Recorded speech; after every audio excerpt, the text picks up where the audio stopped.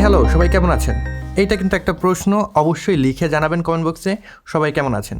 তো বন্ধুরা, দিন যত যাচ্ছে আমাদের হাতে থাকা যে মোবাইল ফোন রয়েছে এটা কিন্তু তত বেশি অ্যাডভান্স হচ্ছে। মোবাইল ফোনের যে ক্যামেরা রয়েছে সেটা দিয়ে কিন্তু অ্যাডভান্স আমরা ভিডিও ধারণ করতে পারছি। ইভেন আইফোনের যে ক্যামেরা রয়েছে সেটা দিয়ে কিন্তু সিনেমেটিক ভিডিও আপনি ধারণ করতে পারবেন, যেটা অলমোস্ট কিন্তু ডিএসএলআর লুকের চলে আসছে, রাইট? তো আমাদের মোবাইল ফোনের এডিটিংটা কেন পিছিয়ে থাকে? অনেক সময় দেখা যায় আপনারা বাইরে কোথাও গেলেন, ঘুরতে গেলেন, একটা ভিডিও ধারণ করলেন, সোশ্যাল মিডিয়াতে পোস্ট করবেন, এখন সেইটাকে অ্যাগেন ল্যাপটপে নেবেন বা কম্পিউটারে নিয়ে কালার গ্রেড করে দেন পোস্ট করবেন, ওই জিনিসটা কিন্তু হয়ে ওঠে না। সেক্ষেত্রে এই জিনিসটা কেমন হয় যদি আপনি মোবাইল ফোন ব্যবহার করি সেই ভিডিওটাকে কালার গ্রেড করতে পারেন?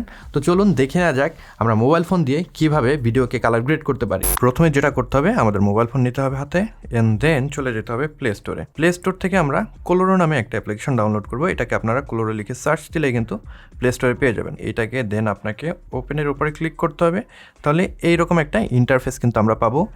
এখান থেকে মূলত আমাদের যে ভিডিওগুলো রয়েছে সেগুলোকে আমরা কালার গ্রেড করব। এই অ্যাপ্লিকেশনটা মূলত লাইটরুমের প্রিসেট তৈরির জন্য রিলিজ করা হয়েছিল, বাট এটা দিয়ে আপনি ভিডিও এডিট করতে পারবেন। এইখানে যে প্লাস আইকন রয়েছে এটার উপর আমরা ক্লিক করব, তাহলে আমাদের যে ভিডিওর ইন্টারফেস চলে আসবে। এখান থেকে কোন ভিডিওটা আমি সিলেক্ট করতে চাই বা এডিট করতে চাই সেটাকে সিলেক্ট করতে হবে। আমি এই ভিডিওটাকে সিলেক্ট করলাম, তাহলে এটা কিন্তু ওপেন হবে।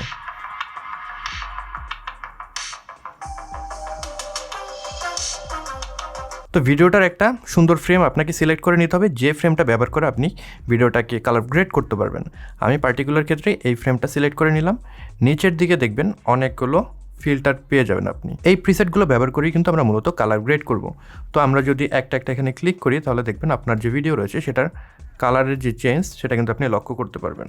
তো আমি এখান থেকে যেটা করব, নেচারের ভিতরে চলে যাব এবং আমি যেটা জানি আমার এই ভিডিওর জন্য নেচারের যে 7 নাম্বার কালার গ্রেড রয়েছে সেটা দারুণ কাজ করে।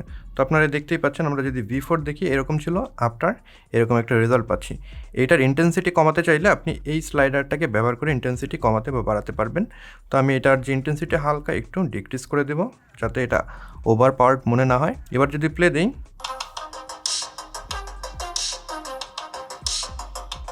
দেখতেই পাচ্ছেন দারুণভাবে আমাদের কালার গ্রেড কিন্তু হয়ে গেছে। তবে শুধুমাত্র যে আপনি এখানে প্রিসেট ব্যবহার করবেন সেটা না, আপনি যদি এখানে সেটিংস যে আইকন এটার উপরে ক্লিক করেন, এখানে অনেকগুলো আপনি প্যারামিটার পেয়ে যাবেন।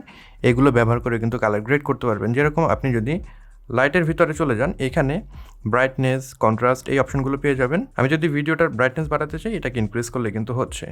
তো আমি যেটা করব, এখান থেকে ব্রাইটনেস ইনক্রিজ করব না। এখানে আর একটা ট্যাব রয়েছে যেটার নাম হলো এইচএসএল মূলত লাইট রুমের যে এইচএসএল রয়েছে সেটার মতোই কাজ করে। এখান থেকে ইন্ডিভিজুয়াল কালার আমরা ইন্টেন্সিটি কমাতে পারবো বা কালারটাকে চেঞ্জ করতে পারবো। তো আমাদের যে গ্রিন কালার রয়েছে সেটাকে টিল কালারে নিতে গ্রিন কালার সিলেক্ট করব, দেন আমাদের স্যাচুরেশনটাকে একটু ইনক্রিজ করলাম এবং এইটার যে হিউ রয়েছে সেটাকে আমরা স্লাইডারটাকে একটু যদি টিলের দিকে নিয়ে যাই তাহলে গ্রিন কালারটা চেঞ্জ হয়ে টিল কালার হয়ে যাবে।